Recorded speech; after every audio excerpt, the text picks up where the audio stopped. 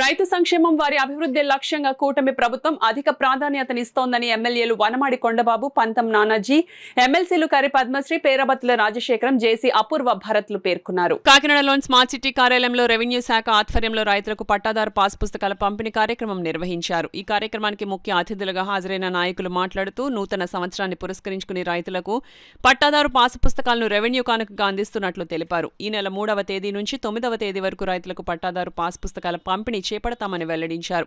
కూటమి ప్రభుత్వం రైతు సంక్షేమ ప్రభుత్వమని నకిలీ పట్టాదారు పాస్ పుస్తకాలను అరికట్టేందుకు కఠిన చర్యలు తీసుకుంటోందన్నారు. భూ యజమానికి కొండంత ధైర్యాన్ని కలిగించేలా మరో కొత్త కార్యక్రమానికి కూటమి ప్రభుత్వం శ్రీకారం చుట్టిందని, అందులో భాగంగానే ఆంధ్రప్రదేశ్ ప్రభుత్వ రాజముద్రతో కూడిన పట్టాదారు పాస్ పుస్తకాలను ప్రవేశపెట్టినట్లు పేర్కొన్నారు. నేటి నుంచి 9వ తేదీ వరకు రెవెన్యూ గ్రామ సభలు నిర్వహించి భూ యజమానులకు పాస్ పుస్తకాలను అందజేస్తామని తెలిపారు. ఈ కార్యక్రమంలో జిల్లా రెవెన్యూ అధికారి J Venkatrao, Kakinada RDO Mallibabu, TDP Kakinada rural coordinator Kadakamsetti Bobby, రాష్ట్ర Settibalija corporation director doctor Cheppidi Venkateswararao, కూటమి నాయకులు నూరుకుర్తి వెంకటేశ్వరరావు, అప్పారావు, రంబాల వెంకటేశ్వరరావు తదితరులు పాల్గొన్నారు. నువ్వు నానారభసా చేస్తావు, అల్లరి చేస్తావు, గొడవ చేస్తావు. ఎందుకంటే నీకు చేయవలసింది గొడవే, నీకు తప్ప పరిపాలన కాదు. ఈవేళ మౌలిక సదుపాయాలు ఒక పక్కన చేసుకుంటూ ప్రతి సంక్షేమ పథకం మీకన్నా గొప్పగా చేసుకుంటూ వెళ్తూ ఉన్నారు. ఈవేళ క్యూఆర్ కోడ్ పెట్టారు. ఈవేళ నీ భూమి యొక్క పొడుగు ఎడల్పులు ఏదైనా సరే, లోతు ఏదైనా సరే, ఏ కొలతైనా సరే నీకు తెలియాలా, రెవెన్యూ యంత్రాంగానికి తెలియాలా తప్ప ఇంకెవరికి బయటికి వెళ్ళడానికి లేదు. పెద్ద ఎత్తున నకిలీ పాస్ పుస్తకాలు ఈ రాష్ట్రంలో చెల్లుతున్నాయి. సంవత్సరంన్నర నుంచి మేము పోలీస్ స్టేషన్కి పలానా వాడు నన్ను కొట్టాడండి, పలానా వాడు నన్ను తిట్టాడండి, ఇటువంటి కేసులు నేను ఈ సంవత్సరంలో మహా అయితే 10 కేసులు చూసుంటాను.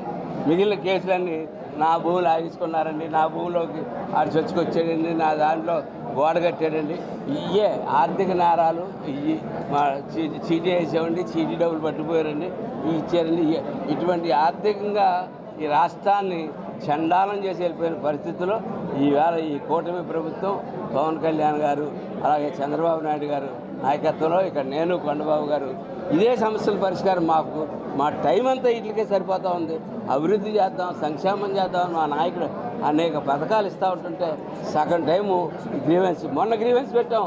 మొన్న గ్రీవెన్స్ పెడితే 450 గ్రీవెన్స్ కాను కాకినాడ అర్బన్ సిటీలో 1, 2, 3 వార్డుల్లో 450 గ్రీవెన్స్ కానీ నాకు రోడ్డే డ్రైన్ అన్న వాళ్ళు 15 నుంచి 20 మంది వచ్చారు. మిగిలిన వాళ్ళంతా ఆస్తి తగాదాలు, గొడవలు, అప్పుల పాలైపోయిన వాళ్ళు, అన్యాయానికి గురైన వాళ్ళు, ఇటువంటి వాళ్ళే వచ్చారు. చూస్తే ఇటువంటి పరిపాలన నుంచి బయటకు వచ్చామని ఒకసారి ఆలోచించండి. ఇవన్నీ చక్కబెట్టడానికి మేము కోరుతా ఉన్నాం. 10-15 ఏళ్ళు మ్యాండేట్ మీ క్షేమం కోసం కోరుతా ఉన్నాం అని చెప్పి తెలియజేసుకుంటూ, ఇంత చక్కటి పథకం అంటే ఇది ఒక పథకం కింద లెక్క. నిజంగా దీన్ని అంత ఖర్చు, ఈవేళ అంత ఖర్చు పెట్టావు, ఈవేళ దీని అంత మీ భద్రత కోసం అంత ఖర్చు పెట్టి చేసినందుకు చంద్రబాబు నాయుడు గారికి ధన్యవాదాలు తెలియజేసుకుంటూ, మోడీ గారికి, పవన్ కళ్యాణ్ గారికి కూడా ధన్యవాదాలు తెలియజేసుకుంటూ, ఇదే కాదండి మీ అందరికీ చెప్పాలి ఈ రోజున, ఇదే కాదు ఈ రోజున ఈ ప్రభుత్వం మొన్ననే మన ప్రభుత్వం వచ్చిన తర్వాత ఏదైతే పిల్లలకి పుస్తకాలు ఇచ్చారో ఆ పుస్తకాలు కూడా ఆయన ఫోటోలు వేసుకుని ఇచ్చాడండి. ఆయన ఫోటోలు వేసుకుని ఇస్తే ఈనాడు ఈ ప్రభుత్వం వచ్చిన తర్వాత లోకేష్ గారు అది కరెక్ట్ కాదని చెప్పేసి లోకేష్ గారి ఫోటో వేసుకోలేదండి. సర్వేపల్లి రాధాకృష్ణ గారి ఫోటో వేసి పుస్తకాలు ఇవ్వడం జరిగిందని కూడా సందర్భంగా తెలియజేస్తున్నా. మధ్యాహ్న భోజన పథకం పెడుతున్నప్పుడు ఉప ముఖ్యమంత్రి పవన్ కళ్యాణ్ గారు, డొక్కా సీతమ్మ గారు ఆకలేస్తే అన్నం పెట్టిన అమ్మ, అలాంటి ఆవిడ పేరు పెట్టండి సూచిస్తే ఆవిడ పేరుని కూడా మధ్యాహ్న భోజన పథకం పెట్టి ఈరోజు డొక్కా సీతమ్మ పేరు మీద భోజనం పెడుతున్నారండి.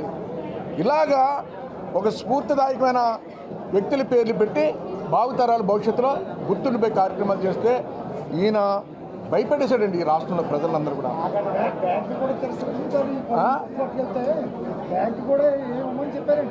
చూడండి, రైతు ఏమన్నా బ్యాంక్ కూడా వెళ్తే ఇది జగన్ భూమిలా ఉంది తప్ప మీ భూమిలా లేదని బ్యాంక్ కూడా యాక్సెప్ట్ చేయలేదని కూడా చంద్రబాబు తెలియజేస్తున్నా.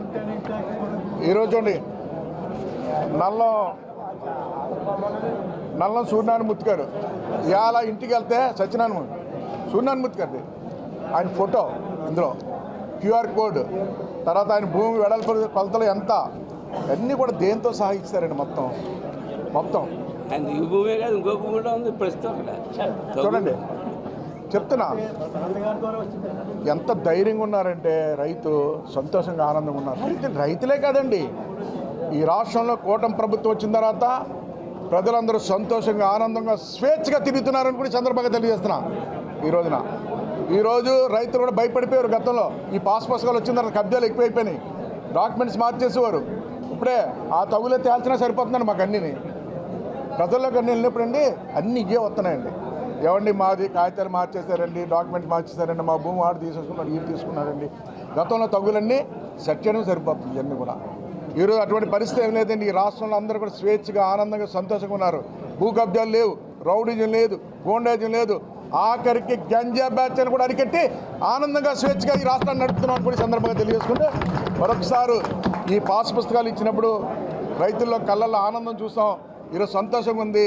ముఖ్యమంత్రి చంద్రబాబు నాయుడు గారికి, పవన్ కళ్యాణ్ గారికి ధన్యవాదాలు తెలియజేస్తాను.